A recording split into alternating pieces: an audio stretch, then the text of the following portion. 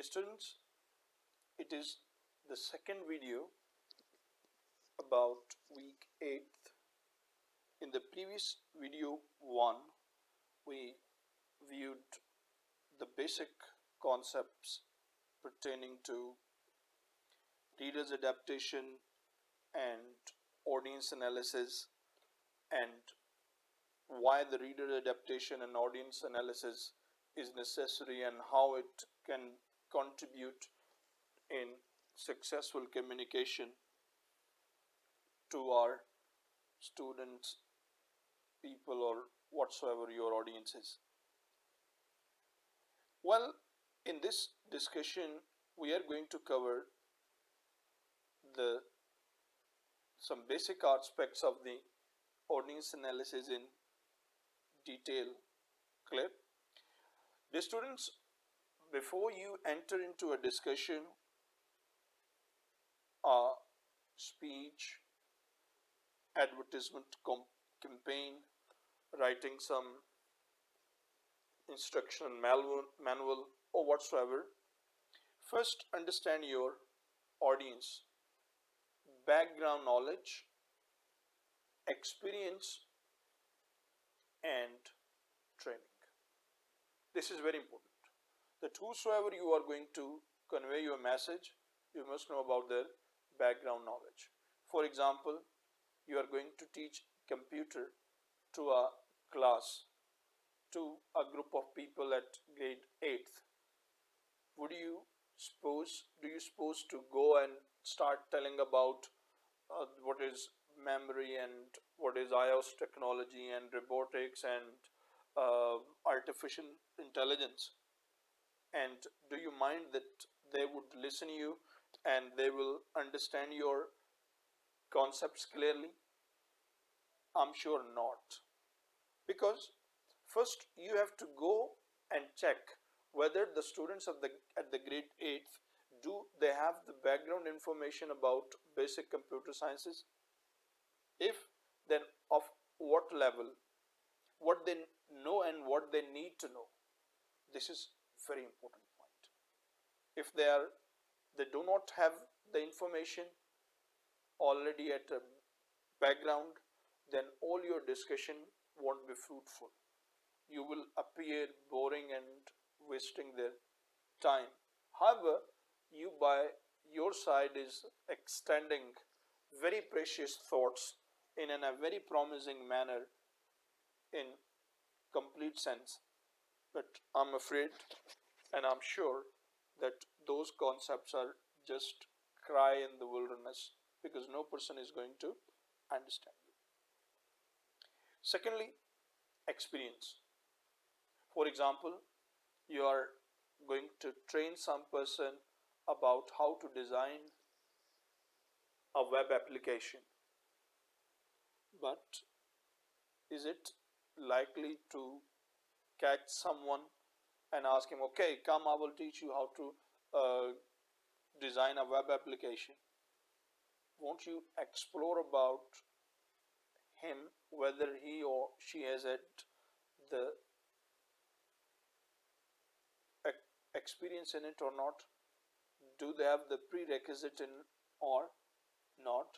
Have they got training in it or not? If they are not experienced, they never touched to computer ever before, and they have never been enrolled in any computer learning institute or organizations, you are not going to skill him as a IT professional. Of course, we meet failure. These are the points which most of the people deny. Let's see it. One of our more important concern is just how much knowledge, experience, or training you can expect in your reader. Often, business communicators are asked to be clear, but what's clear you might not be clear to someone else. For example, imagine you are a software developer who is developing an app for a client. Unfortunately, your code had a number of bugs which you put you behind schedule.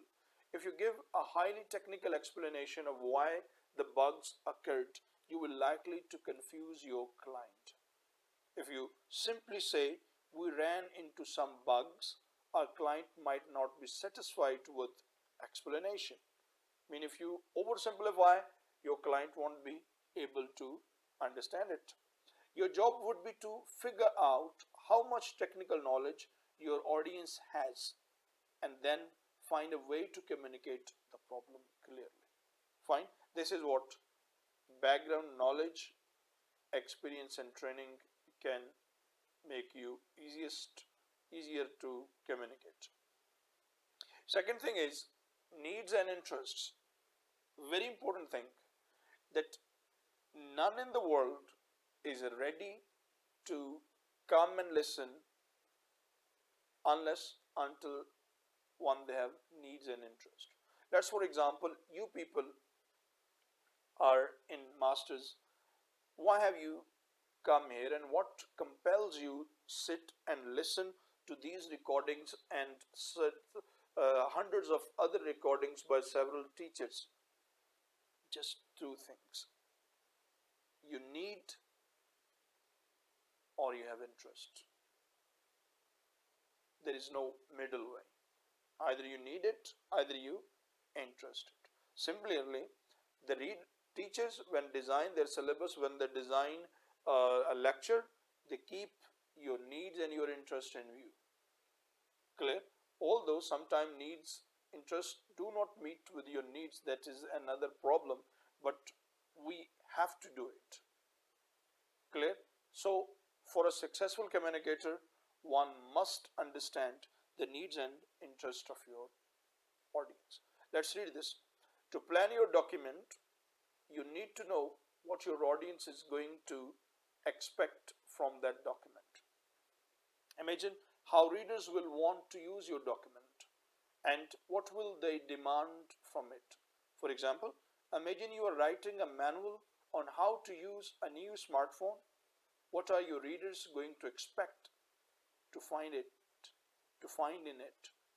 Will they expect to be in print, or will they look for information online? Would they rather watch a series of YouTube videos? Means these are the mods.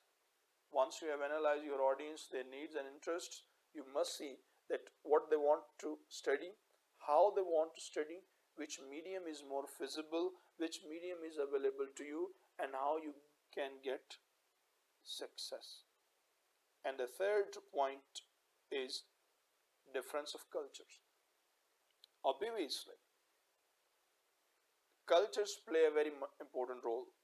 And cultures, what's a culture? Culture is the human settlement or human lifestyles, manners, dealings, customs, traditions that they follow over years in a certain area. That is called culture. For example, American culture, British culture, Pakistani culture. Clear? It means that their norms, rituals, and traditions. Thereby, cultures play a very important role. If you want to communicate, for example, you are in Dubai and there are multicultural people communicating to you, interacting as subordinate and as well as your seniors. You must understand where they come from. Are they Christians? Are they Muslims? Clear? Do they have, okay, what type of their tradition, how they make, how they greet, what they mind and what they do not mind. Clear? This is called difference of cultures and it is very important. Let's read.